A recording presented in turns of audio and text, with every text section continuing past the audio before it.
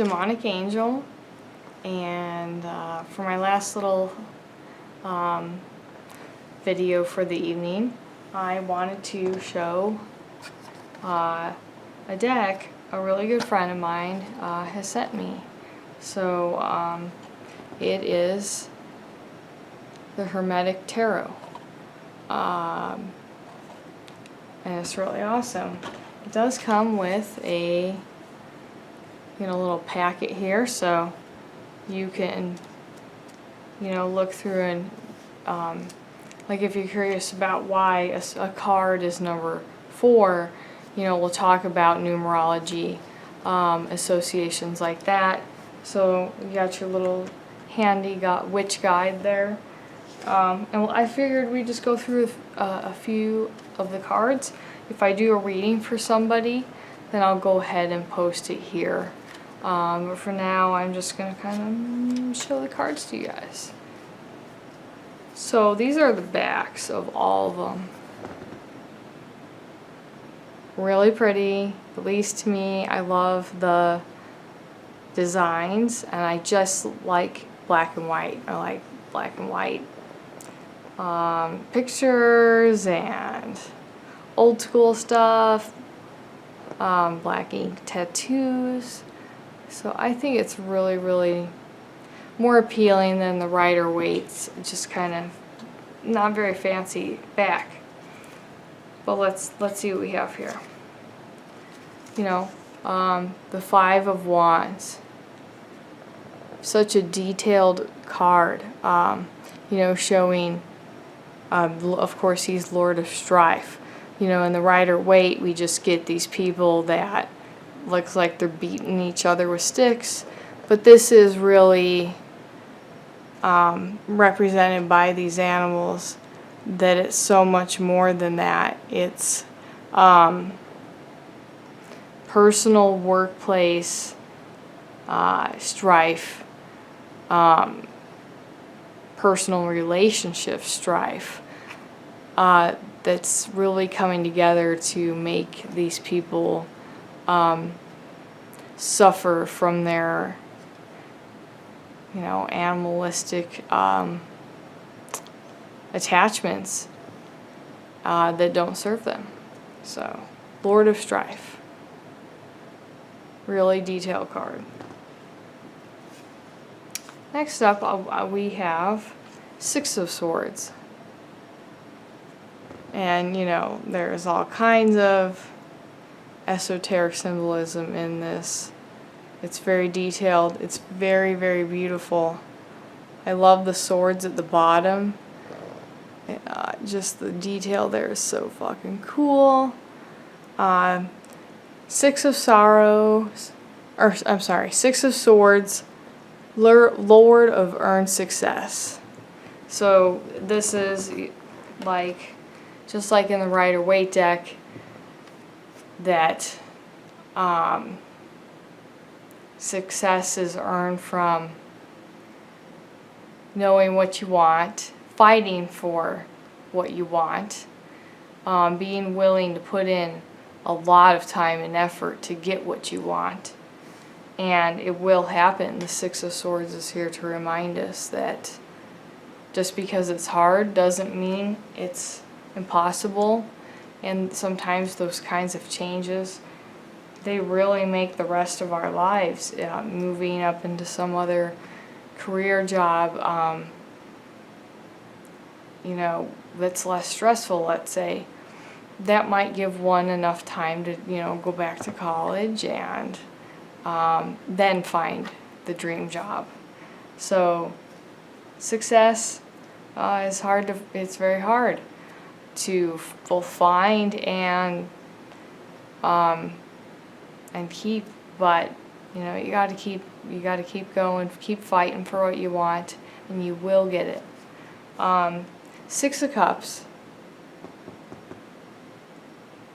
And then at the bottom it says, Lord of Pleasure. Water being tied with our deepest emotions, and it's basically just that all of the experiences in life we go through are, you know, something we emotionally need. We need to have someone pass away close to us in order to really understand some hard emotions in life. So we're going to drink from that cup. And, you know, just, this can also just be like overindulgence and not treating people very nicely. Because, you know, if the cups overflow for you, then, you know, you might have a hard time relating to people who are not that way. Even though it's the Lord of pleasure. If you stay too emotionally attached to something too long, it will very easily then be the Lord of pain. Because, you know, you're upset at whatever and you pursue drugs, sex, and you end up, every time you drink from that cup, literally, the alcohol cup, or the, you know, the drugs of overeating, whatever, you're, you know, drinking from pain just to cope. You gotta stop all that kind of shit, and when you're ready, be a grown adult and admit some responsibilities and stop the needing to have a habit to function. The Wheel of Fortune, Lord of the Forces of Life. This is such a fucking cool, detailed card. I love this deck. Thank you very much again, Black Magick Sorcerer.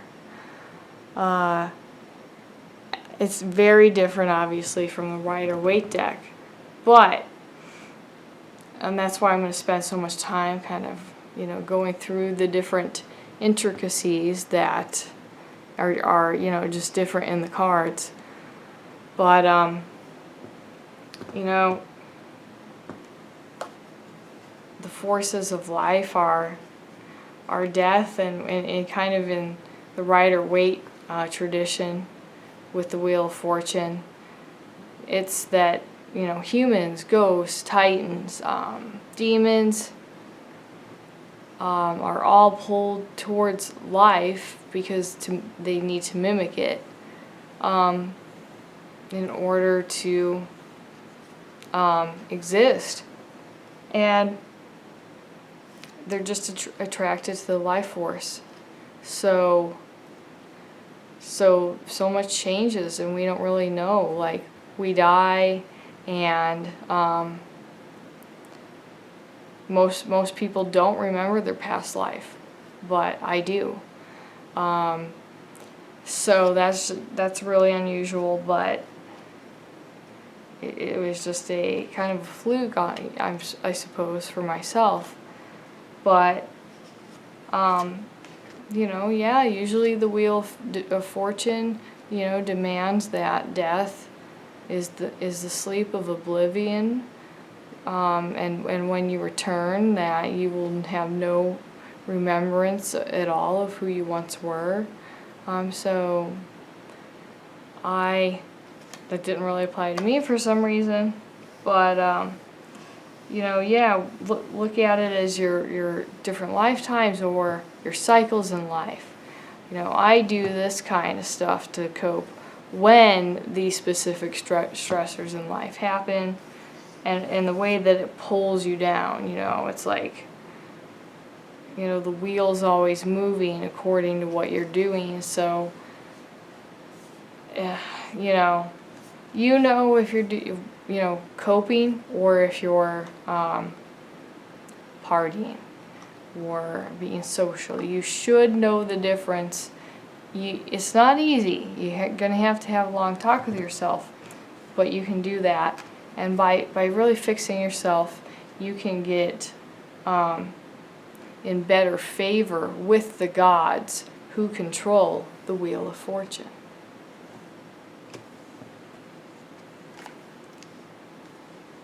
The Foolish Man, the Spirit of Ether.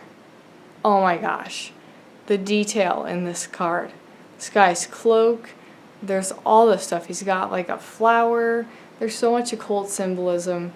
I'm going to spend the next 2 weeks probably laying in bed at night just kind of going over these cards because I'm very, like, definitely really into them. But, you know, this is much different than the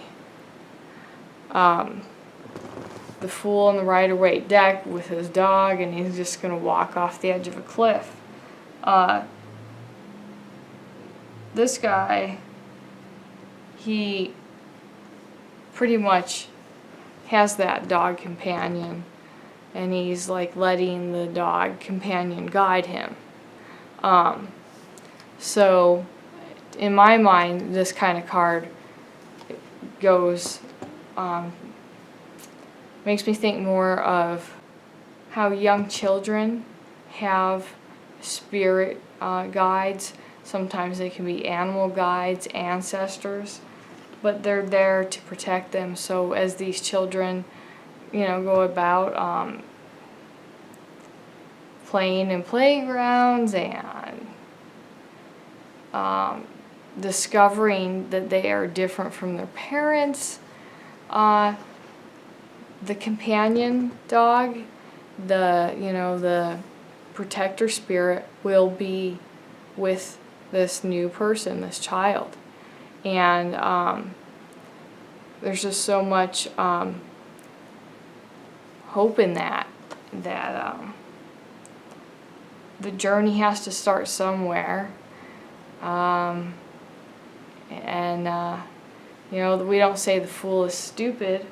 The fool, he just doesn't know anything about the world. This is his first incarnation in the world. So he has to figure out a lot of things that are common sense, but to him, he's never been incarnated before.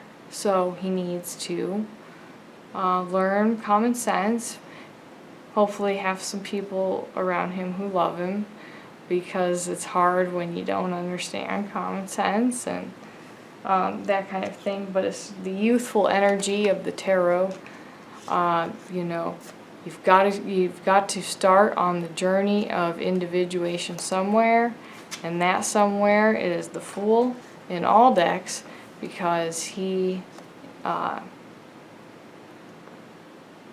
even though he's not fully prepared or clothed or whatever, doesn't matter. He's on the adventure of life. And then we see him through all of the storms and gets down married with kids. Health struggles, but it was all worth it to the Fool, because guess what? He got to have a subjective life. So I really like, of course I'm taking my own ramblings and interpretations and putting them on this deck. And sometimes I do that. I'll go back through and really kind of stick to more of the traditional interpretations with this deck. But I wanted to thank Black Magick Sorcerer for sending this deck to me. It's been a lot of fun these past few days, just going through this, and I can't thank you enough. So I definitely recommend this to you guys. The Hermetic Tarot, and I could post a link or whatever to Amazon where they sell it, and Yes, the back of it. I highly recommend it. It's a beautiful well-made deck. The cards, you know, they're very, they hold up good. They're not too thick. They're not too thin. And they're all in black and white, and you know, I'm one of those people who really likes that kind of old school stuff. So, yeah, I will announce what I will do for my special $5 Patreon video for the month over the weekend. So, you guys take care, have a wonderful weekend, and I'll see you all soon.